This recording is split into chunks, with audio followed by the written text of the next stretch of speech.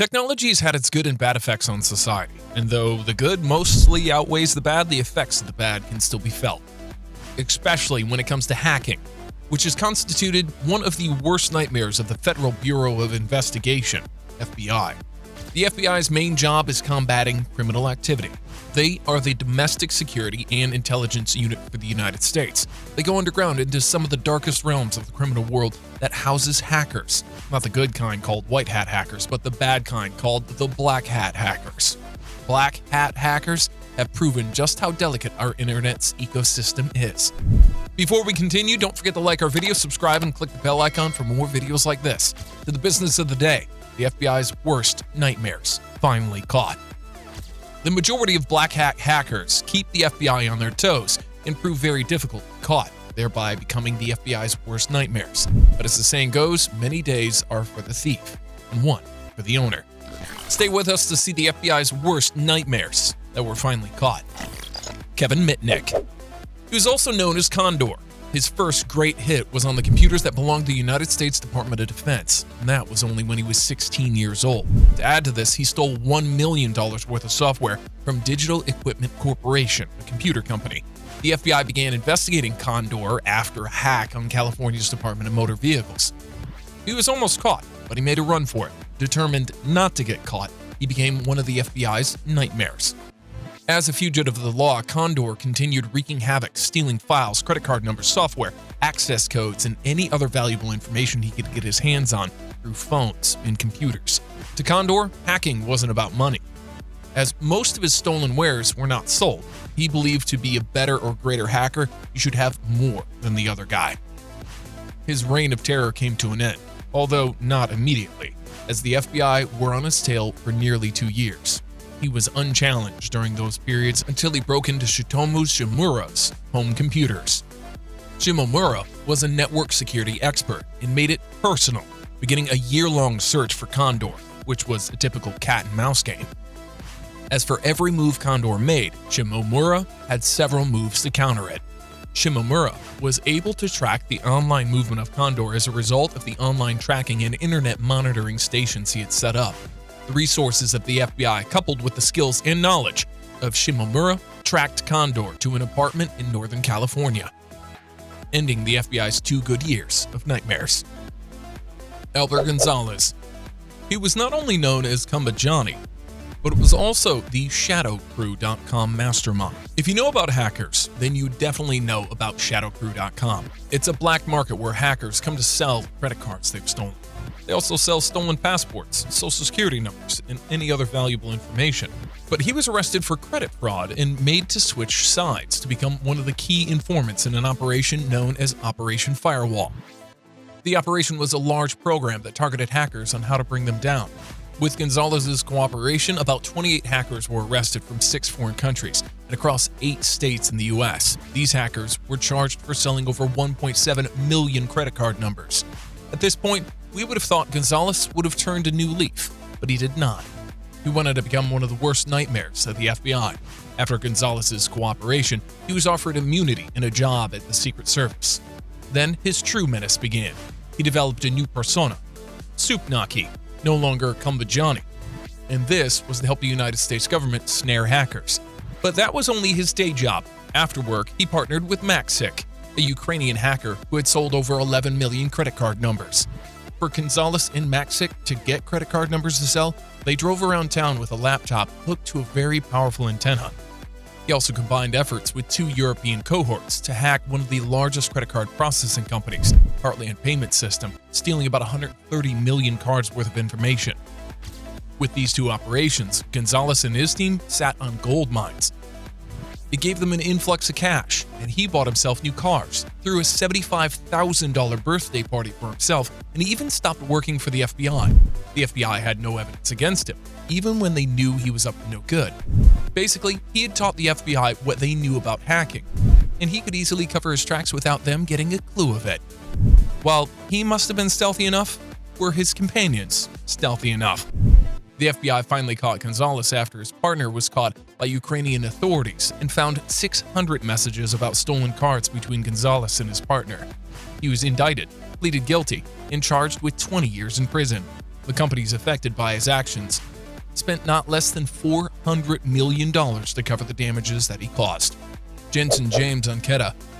This hacker will remind you that because you own a computer, it doesn't make it yours or give you control over the computer, especially if it's connected to the internet. Why? Your computer could be a zombie. A zombie is an unwilling part of a botnet.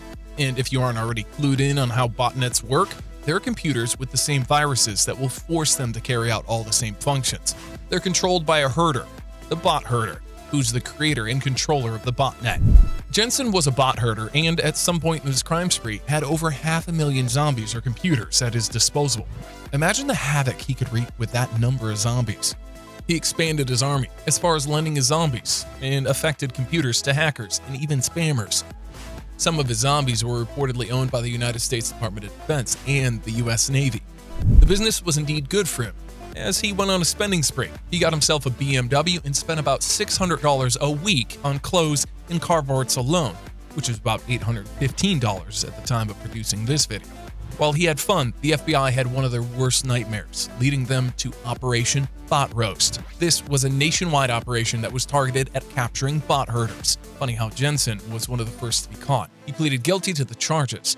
He was indicted for felony charges and forced to give up the BMW, cash he had at his disposal, and was sentenced to 57 months in prison. He was also made to pay $15,000 in restitutions to the federal services for infecting federally owned computers. Kevin Poulsen. He was known online as Dark Dante and hacked into federal computers when he was only 23. This was not his first attack, but it was the first time the FBI noticed him. If you wonder what he was searching for, you'd be surprised to know he was poking around in the investigation files of Fernando Marcos, the then Filipino president. When he noticed the FBI was onto him, he ran but didn't go offline. He remained online and constituted one of the worst nightmares the FBI ever had. He hacked into the FBI files and revealed wiretap details for foreign politicians, mobsters, and even the American Civil Liberties Union. Together with some of his colleagues in hacking, they took control of a radio station in LA, making sure they were the winning callers in a contest. They won 2 Porsche sports cars, $20,000 worth of cash, and a couple of Hawaiian vacations. Enticing, true, but this led to their downfall. How so? Continue to find out.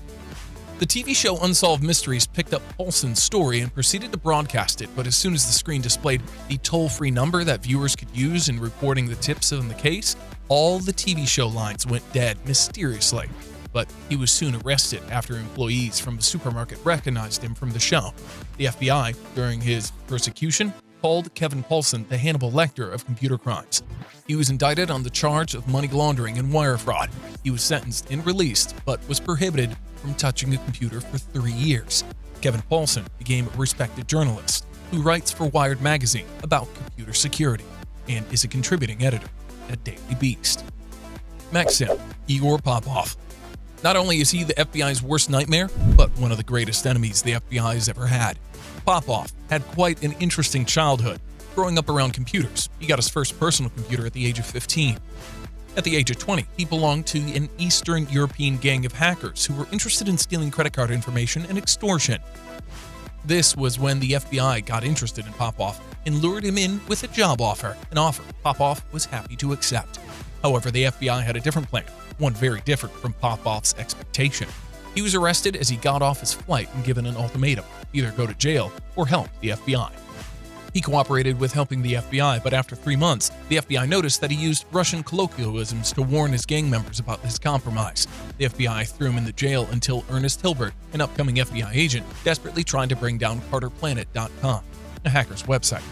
He needed Popov's help and leveraged Popov's feeling of betrayal, flattering him, hence building trust.